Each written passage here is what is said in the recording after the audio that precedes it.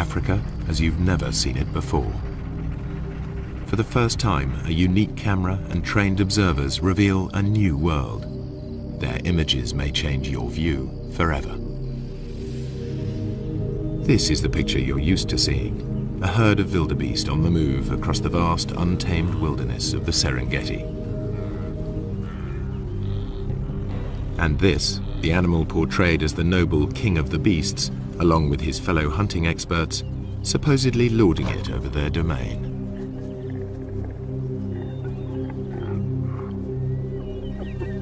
While the laughing hyena normally gets a bad press as a sneaky scavenger, an ugly coward.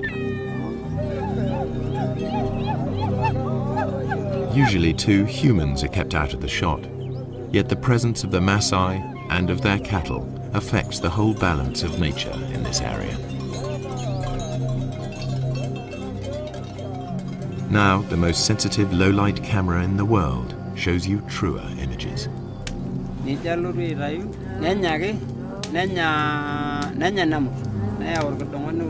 While the Maasai enjoy the warmth of their huts, outside the electronic eye at last turns night into day.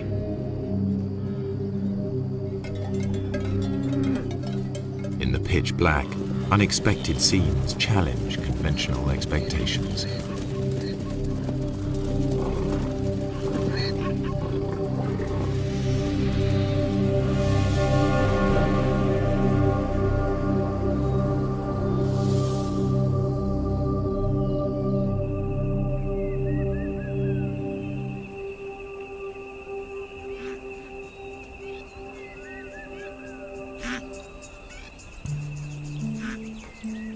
The Serengeti is a complex system of natural relationships, home to 500,000 Thomson's gazelle, 250,000 zebra, and more than 1 million wildebeest.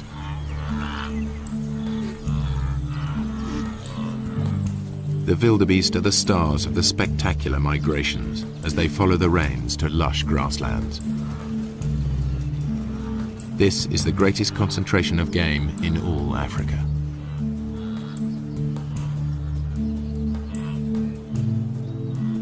Their numbers attract the top predators, 3,000 lions in numerous prides. But by day, contrary to what most films show, the big cats are not a serious threat to the herds. Good eyesight and safety in numbers protect the wildebeest. This lion certainly acts like a natural killer. By contrast, the hyenas are just hanging about.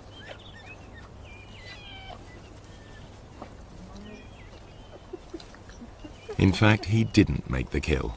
He stole it from more skillful hunters. The blood on their faces proves just who did make the kill. All too often, hyenas are portrayed as light-fingered latecomers. Yet, while the hyenas were feeding, the Prince of Thieves appeared.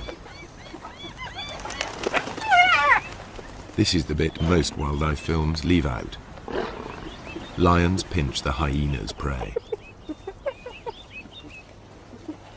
Far from scavenging for a living, 9 times out of 10, hyenas make the kill.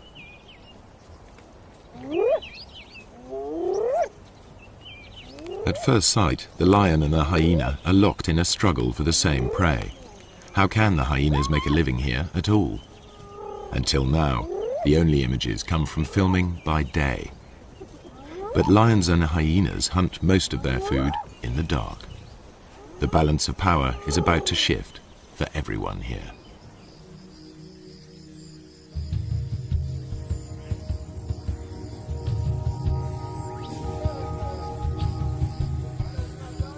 Serengeti straddles the border between Kenya and Tanzania. But the Serengeti plains stretch far beyond the park boundaries, and to the east live the Maasai with their cattle. At dusk, they retire with their herds to the safety of their villages, or bomas.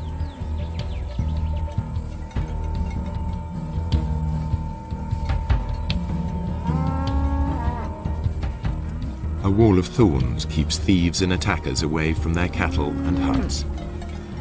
The Maasai rarely venture out at night, except in force.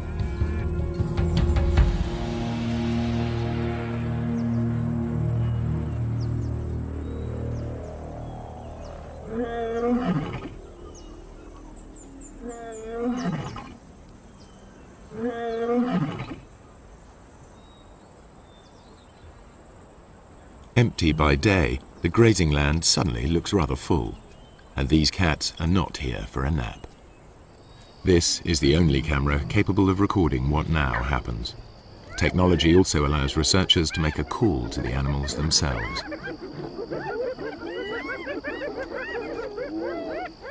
Tom Maddox is counting predators in the Serengeti. He too thought the Maasai land was empty of lions and hyenas, as they're never seen by day. But Tom soon got a shock. Now he prefers to make his observations from the safety of his Land Rover.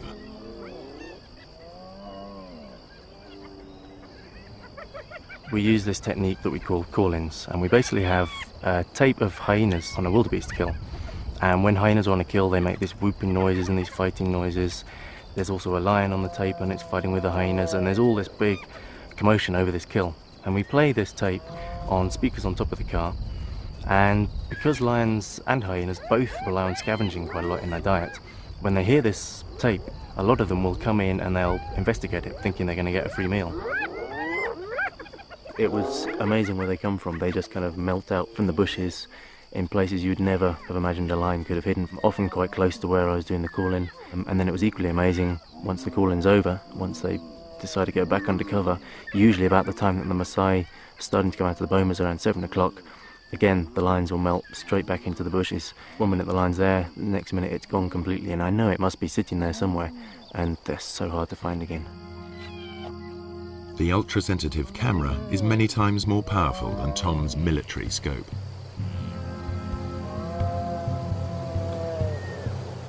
Inside the Serengeti you can drive around and you can see hyenas and lions. They're very obvious throughout the day. Outside the national park, that doesn't happen. You can drive around for days and days and not see any. The fact that there are any lions at all on the Maasai's land is surprising. So far, I'm finding an extremely high number of lions outside the park. In fact, it's comparable to certain areas within the park. So lions are actually doing extremely well in an area where people are living and working and grazing their cattle, which to me was extremely surprising. Hyenas are also extremely common. Compared to inside the park, there were fewer, but there are still a sizable number thriving outside the park, and you will actually see them when you drive around in the evening. The hyenas are usually pretty visible. No wonder the Maasai report meeting wild animals frequently, even by day. Another worker on the night shift is Paula White. She's interested in studying hyenas in this different world, to learn how they and the lions carve up each other's catches. And like her quarry, she follows her ears. I'm going out to see if I can find some hyena kills, and take a look at how many clan members are on the kills and whether or not there's any clashes going on. I'll also be looking for lion-hyena interactions because I'm really interested in how the two species interact down here with all the game present, whether or not they're still more likely to steal each other's kills or whether they're more likely to go after a new animal of their own. So what I'd be doing is driving the roads looking for action, and then I'd stop once in a while and listen for sounds of kills, listen for any animals whooping. Sounds travel much further in the cool night air. On a still night, hyenas can hear whooping over 10 kilometers away.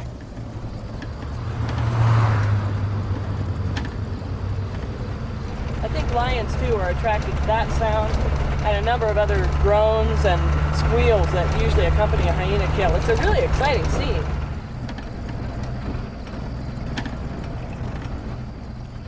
There's a hyena running in front of me on the road right now.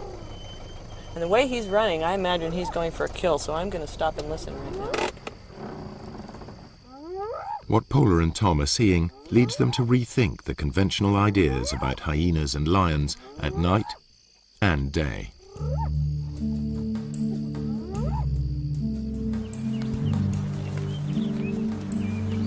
The Serengeti's two top predators both hunt zebra, wildebeest and gazelle. It's a mystery how they survive when they appear to compete for the same prey. Usually in nature, two competitors can't share the same food supply. There simply isn't enough for them both. Yet they both thrive, and although lions and hyenas share the same diet, the two animals are very different. The one thing they have in common is that their societies revolve around the females. Among cats, lions are unique in the way they live together. Most cats are solitary.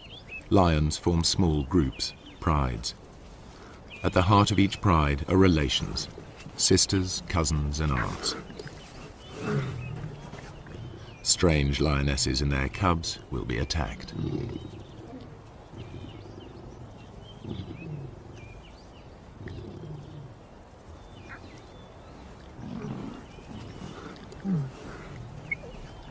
They cooperate to raise cubs. Lionesses will even suckle cubs of other pride members.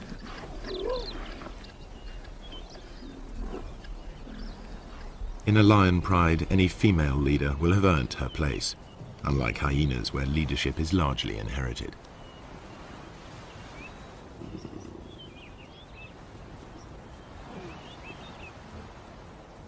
At times the males are absent, at others they hang out with the females.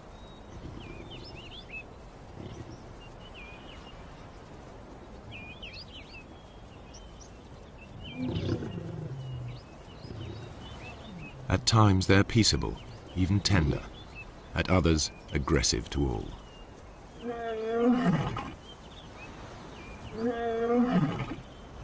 In spite of their smaller size, lionesses not only retaliate, they may even pick fights with the males.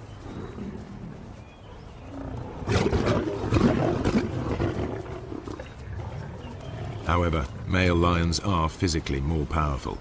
In a test of strength over a kill, the female will come off worse.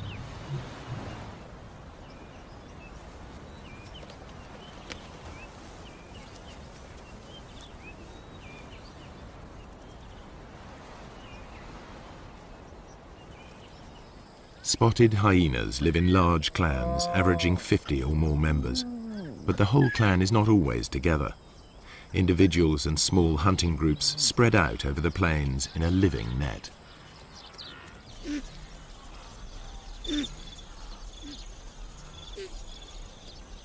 In the Serengeti, hyenas usually make dens in abandoned burrows. Here the cubs are easily hidden from lions and other predators. Litters are small, only 1 or 2.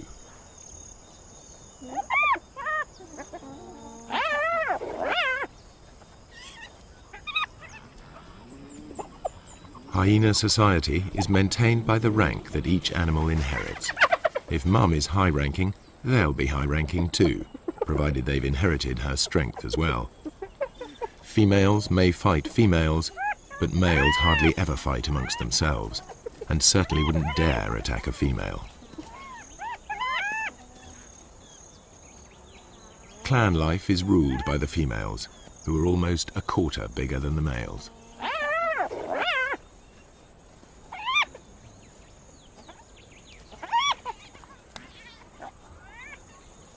The cubs fight in their first days of life, but once they know their place, they're far more likely to play together than to scrap.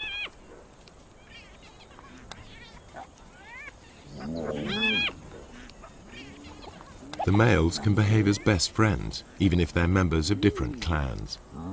Hyenas' behavior is highly complex.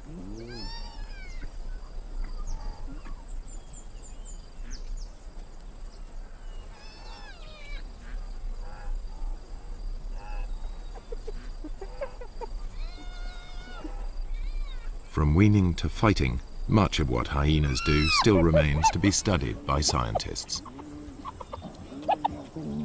Nonetheless, the most marked difference between hyenas and lions is in how they hunt. All animals built for the kill hunt in the same basic sequence.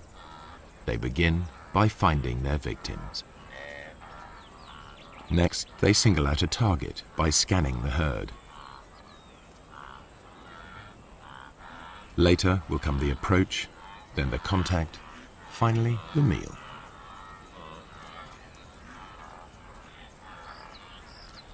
How they hunt differs sharply between hyena and lion.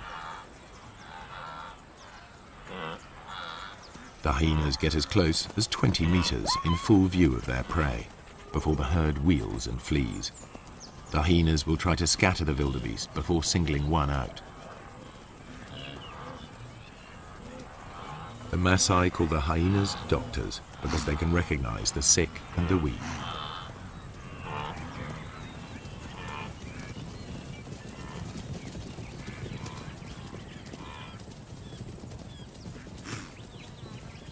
They run down their prey like wolves. Hyenas are endurance hunters. Chases can last up to 5 kilometers at full speed. Lions can't sustain this. They are sprinters. After the rainy season, much of the Serengeti National Park is a sea of long grass. The lions use it to mask their presence. They approach unseen by careful stalking, or occasionally by lying in ambush.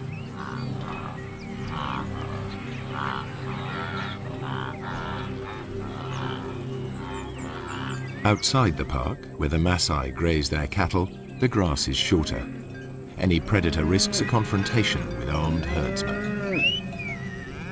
The lion sticks out. Not much chance of an ambush here. Hunting under cover of night makes more sense. As the sun goes down, life gets easier for the Serengeti's predators. Dusk diminishes to near complete darkness, which can continue all night if there are storm clouds or if it's a moonless night. The only camera on the planet powerful enough to see in total blackness even picks up stars invisible to human eyes.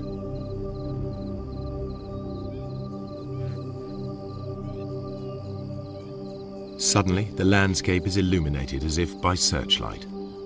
Even so, humans can still only just pick out shapes. But to the grazing animals, it's as clear as day.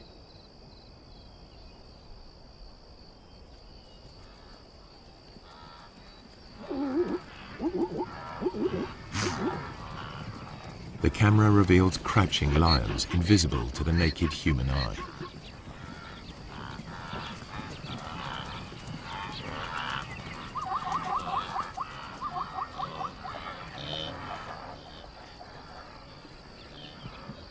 A night ambush could prove more successful. These two lionesses have detected a herd of wildebeest crossing a track.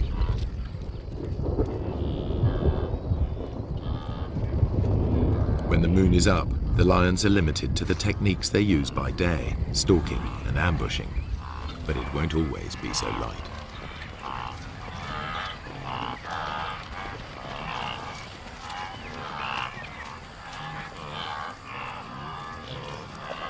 The pair near the crossing point and squat down, well screened by vegetation. One crawls into position to jump a victim.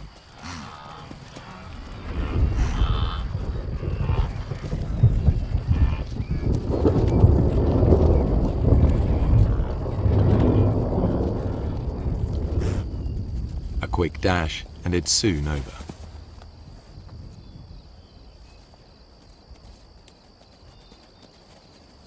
Although these lionesses have been successful, the moonlit night is really the best time for hyenas to hunt. The cool of the night air allows them to keep on running, something the easily tired lions cannot do.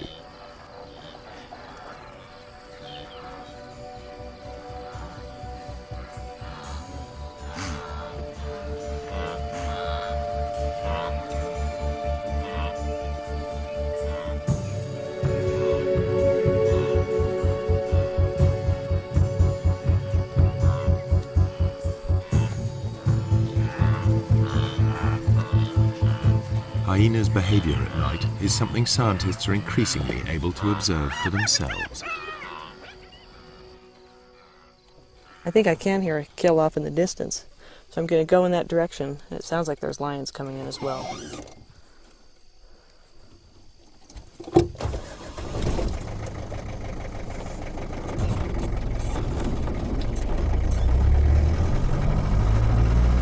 Paula White's night vision goggles work because they and the camera see in the special infrared headlights of her Land Rover. I think the ability to use this sort of invisible light to observe animals, nocturnal animals, in their natural environment is really quite a breakthrough for research. Certainly I didn't begin to see the full range of hyena behaviors until I started coming out at night and using this sort of special equipment. It was very frustrating to me otherwise, because as dusk was falling and my own ability to observe them was, ending, I knew that the hyenas were just beginning to wake up and just beginning to, start their day, as it were, but I was left out of it. So now, as I'm able to follow them and observe them, I'm seeing things that I've never been able to see before. Now Paula can see in the dark, but it's her hearing that guides her. You often hear hyenas whooping at night, and that can mean any number of things. They're advertising their own location, they're trying to find other clan members. But the one sound that you really associate with a kill is a giggle, and actually that's where the term laughing hyena came from. But that's the sound I really associate with kills. And it's a thing that other hyenas and lions hone in on as well. So really, driving around like this at night, using this enhanced vision and listening for kills, I'm behaving very much like a hyena, and there's one right now. I can see it going through the grassland.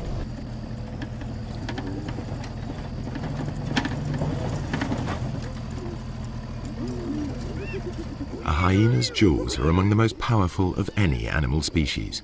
The sharp front teeth shear through skin and meat. Their jaw muscles are as big as a man's arm. At the back of the hyena's mouth, huge crushing teeth are strong enough to crunch up solid bone. Yet it's a remarkably peaceful scene. Male hyenas are nature's gentlemen when it comes to sharing a kill with their clan.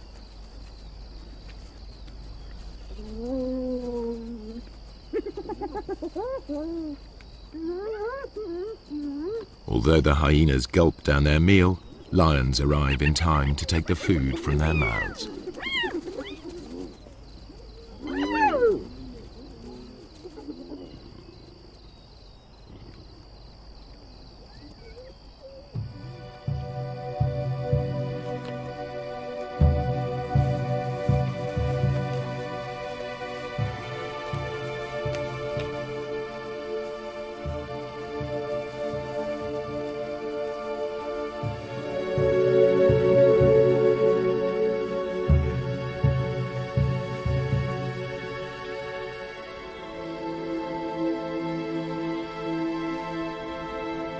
The camera unveils a night world full of animal life. Just how close these animals come to humans astonishes the researchers.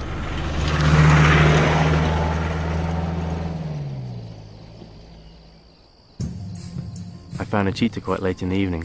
Sometimes the male cheetahs will stay active quite a long time into the night, and so I was following him. It went past dark. It was about 7:30, 8 o'clock in the evening, and he was walking straight up the road, straight towards a Maasai village. And I thought this was going to be fantastic. I was going to see how close cheetahs would get to Maasai villages, and suddenly he went leaping off the road. Onto the road stepped 4 lions. I then carried on following them instead, and they went almost within sight of the village. The village was just over the next hill. Lions will even break into Maasai villages in an attempt to reach the cattle inside. The Maasai mount a defense, but it's dangerous. The balance of power has switched. The nocturnal hunters are in their element.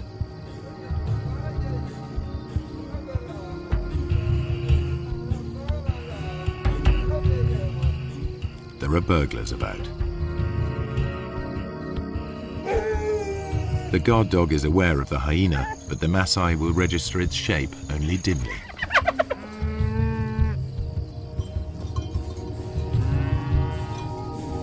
The men must rely on tracks to point them in the right direction.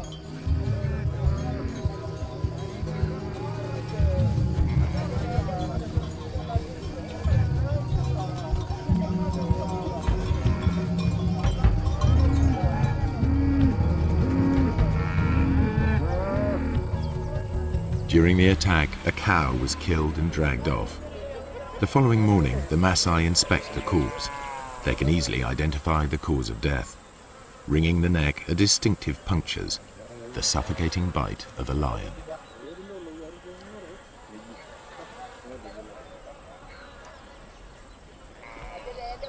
The culprit also mauled a warrior.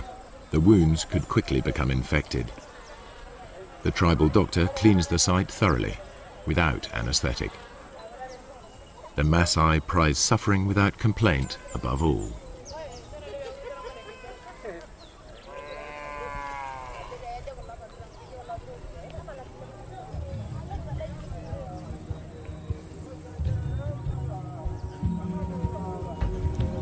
The lion's assault will trigger a deadly surge.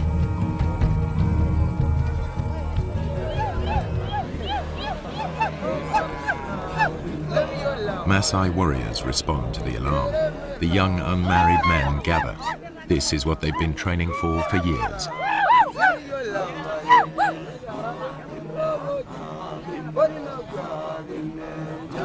It's the supreme test of their stamina and self-control, and a test of their ability to bear pain without flinching. This is what they've been waiting for just such a chase.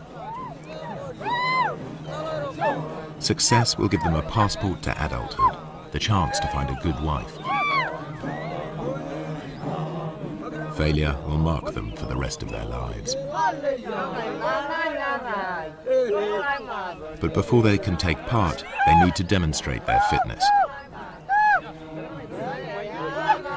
The elders will decide who will and won't go.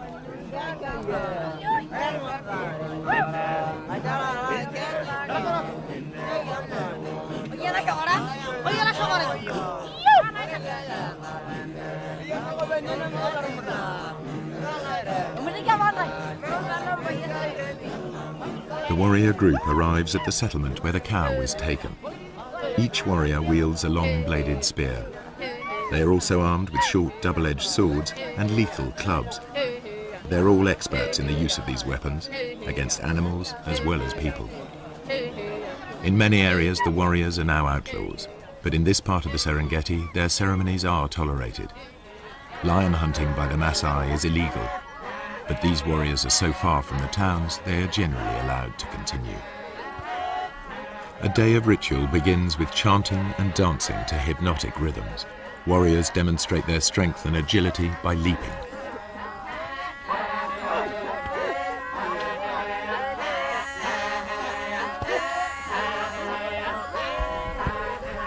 Fueled by intoxicating herbal drinks, they dance into the night.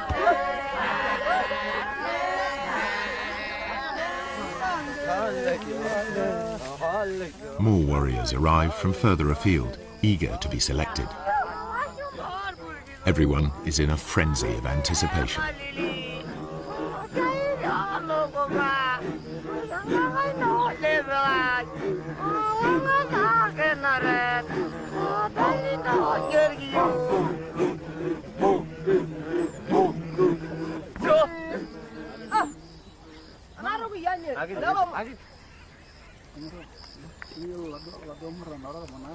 Ole Lembikas, a village elder, addresses the warriors.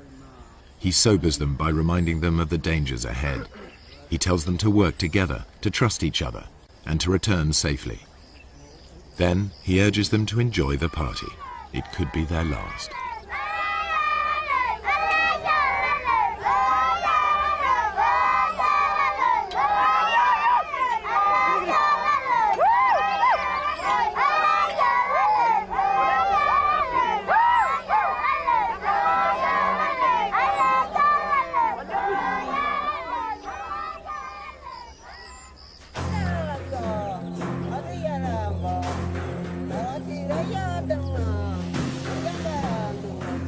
In the morning, two hunts unfold far apart. A lone lioness spies out a waterhole. Animal or human, hunters face mortal danger in the coming hours.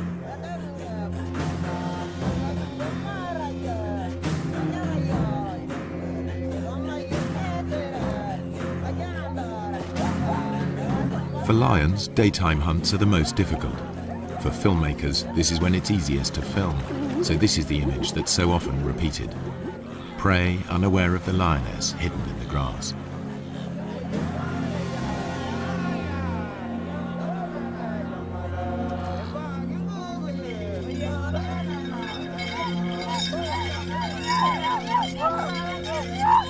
hunters head for the place where a lioness was seen recently, the one they believe killed the cow.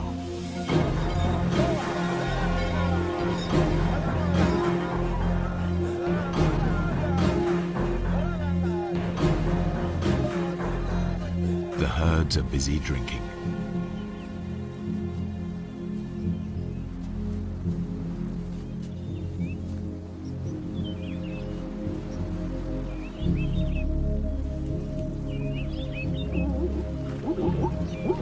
Zebras have keen sight.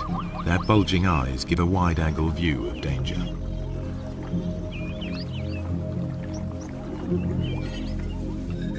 Lions hate and fear Maasai. The bells around the warriors' ankles make it clear to any lions they're coming. The lions on Maasai land will always hide in deep cover.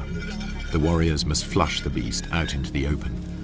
Then they have a chance to tire it out before they come in with their spears. The lioness edges closer.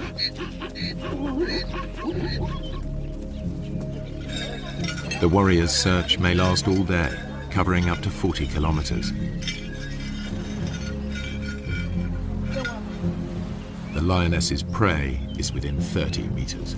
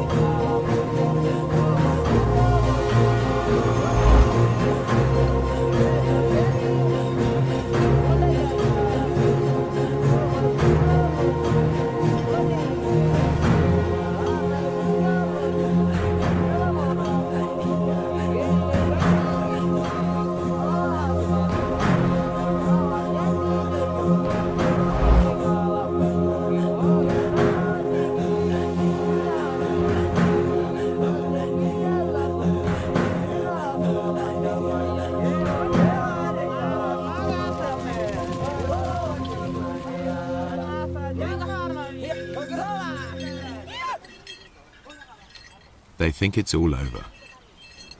The warriors head back empty-handed. The lioness returns to collect the cub she left earlier.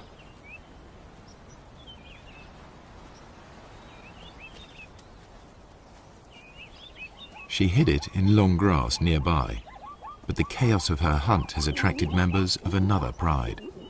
This is their patch, and they'll defend it. The mother calls to the youngster. Two other lionesses reach the cub first. They won't tolerate another female's offspring. They'll eliminate it.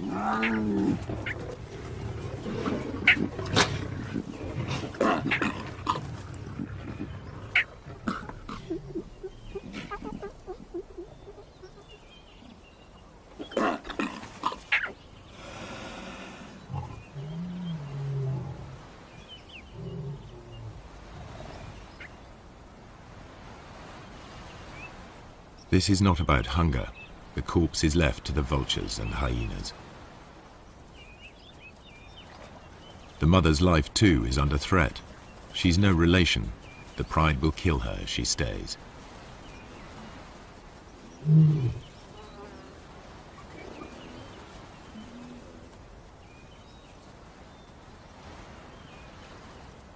Outnumbered, without a territory of her own, she heads yet further away from the park. When lions roam, they are at risk, and so are their pursuers.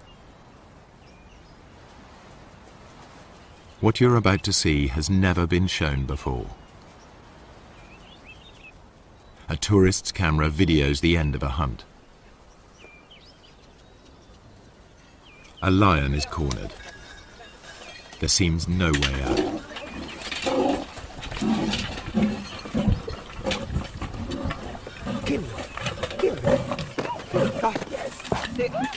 A warrior throws a spear.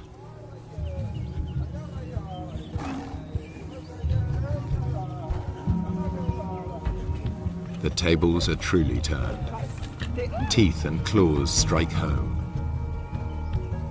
The wounded warrior continues, believing the lioness chose him as the weakest. To overcome his shame, he needs to finish her off. But even warrior pride cannot prevent the injured man collapsing into shock.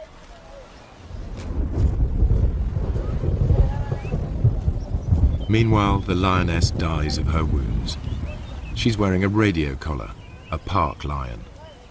Two different worlds clash. The Maasai collect a trophy, the scientists collect data. Each sees the lion in a different light. It's not a romantic, we like to live with wildlife kind of situation, but they never do something to the extent that if a lion is being a problem, they don't go out and try and kill every single lion that they can find in the entire area. I have great respect for them for tolerating them to such a great degree. In truth, the warriors have made a lethal mistake. The wrong lion has paid the price, and the outcome is nearly fatal for one Maasai.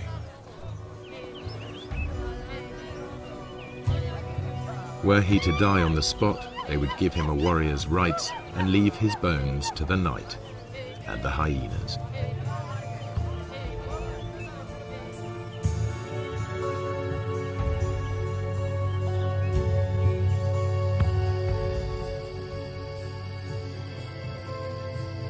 Night is the time of the four-footed hunters. Most hours are clouded over or feebly lit by faint stars.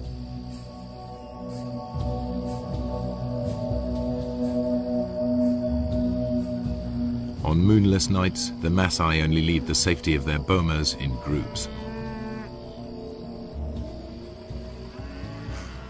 But there is no safety in numbers now for the grazers of the plains.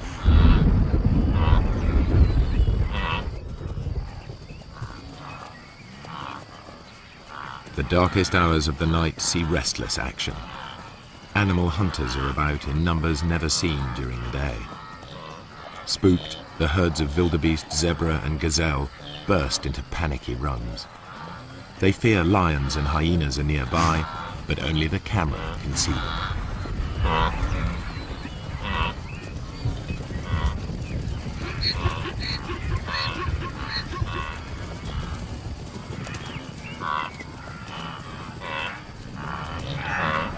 Not only the zebra are uneasy, a clan of hyenas is also on edge. They've made a kill in another clan's territory. It isn't long before one of the owners claims his rights.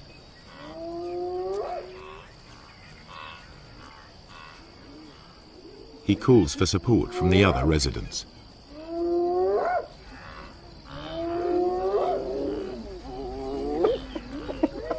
His clan bustles in to drive the invaders away.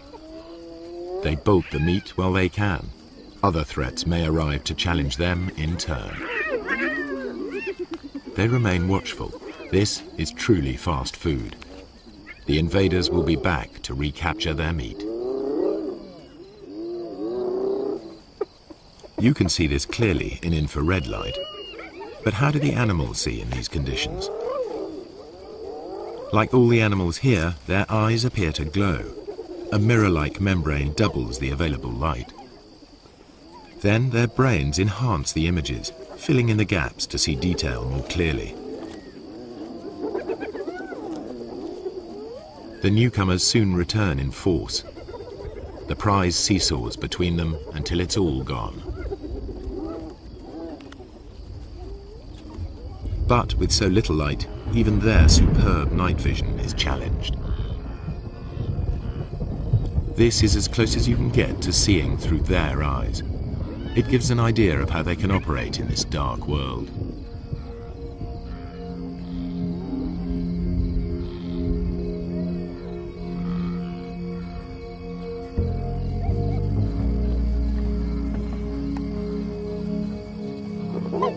The lions and hyenas continue their battles, as if unhindered by the darkness. Once again, the lions have stolen the hyena's kill, but they all appear to be able to see exactly what's going on.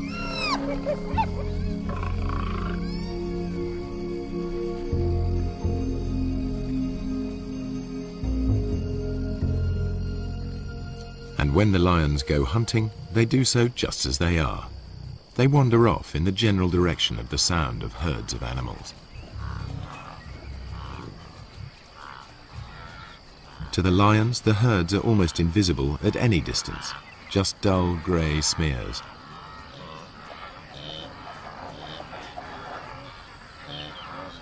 But they can locate the grazers easily by sound and smell.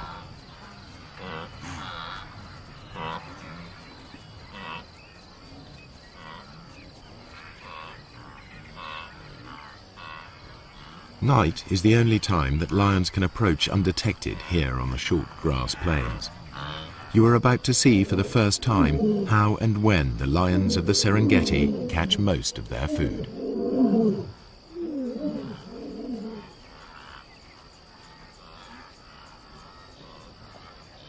A Tommy dips his head to see whether or not he can see danger silhouetted against the sky.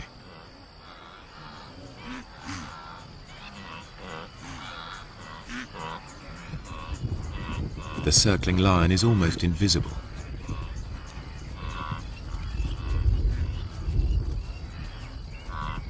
Bathed in infrared light, it stands out.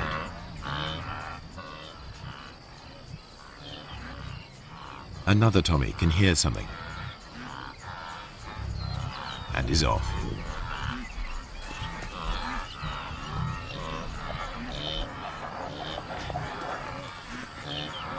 The lion's game plan is always the same.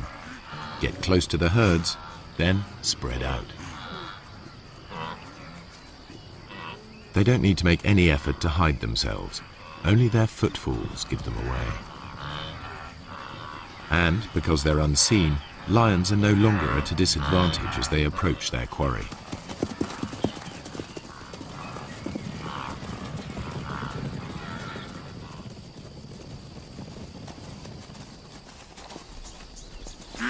Two young males take a small zebra with ease.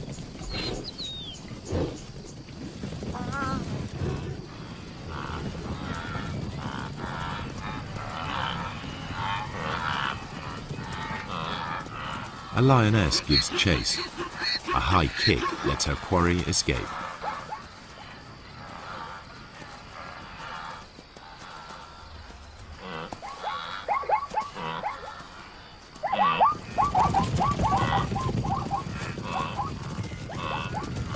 Soon, two lions bring down a fine stallion.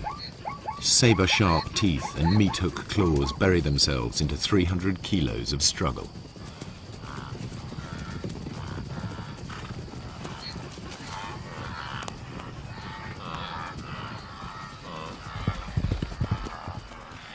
One lion grips the throat in a stranglehold, the other prepares to feed.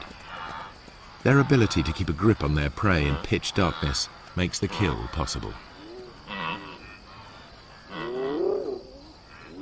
Everything the camera has disclosed comes together. The apparent competitors for the same food survive because there are times when one is more successful than the other. The animals hunt in different ways, by day and by night, and in differing light. These unique images show that the relationship between lions and hyenas is more complex than traditional pictures allow. The lions steal kills, and the so-called cowardly hyenas are often merely out to reclaim their prey.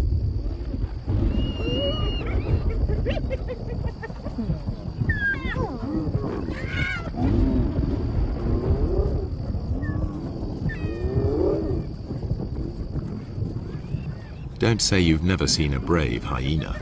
A thieving male lion is forced to take them on. The hyenas persist even though a single blow could be fatal. This frequent nighttime behavior has never been recorded before.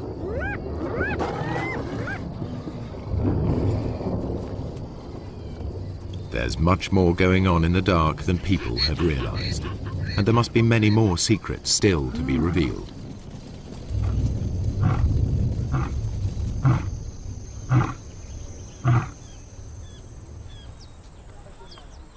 At dawn, the Maasai dismantled the thorns barricading the entries to their bomas.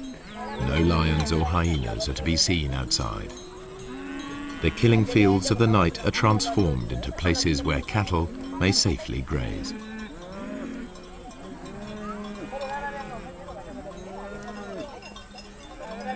By day, everything is in the Maasai's favor. The cool of night and the light of the moon are ideal conditions for the hyena, a long-distance runner. But the darkest nights belong to lions, which can rely on built-in weapons and brute force.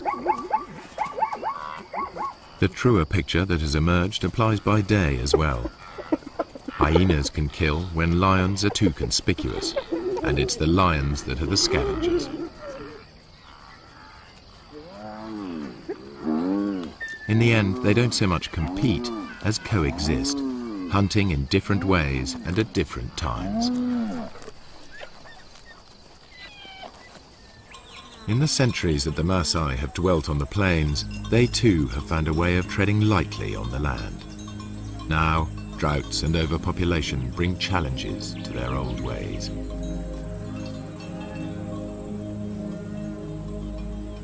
Within a decade, this cattle pasture will be covered with crops. Predators and herds will be gone, only preserved in the zoo-like national park. The warriors will step back into history, their culture bartered for bit parts in conservation and tourism.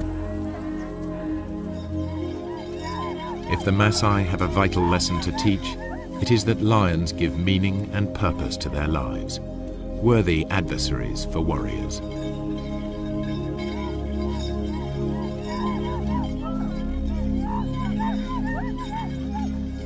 Their spears are already being beaten into plowshares. A patchwork of fields is appearing. Soon, fences will spring up. Nature's carefully crafted balance of power will be upset, animals and people in conflict. The picture that emerges may be starker, but it is more realistic. And never again will you be taken in by that well-groomed imposter, posing as the king of the beasts.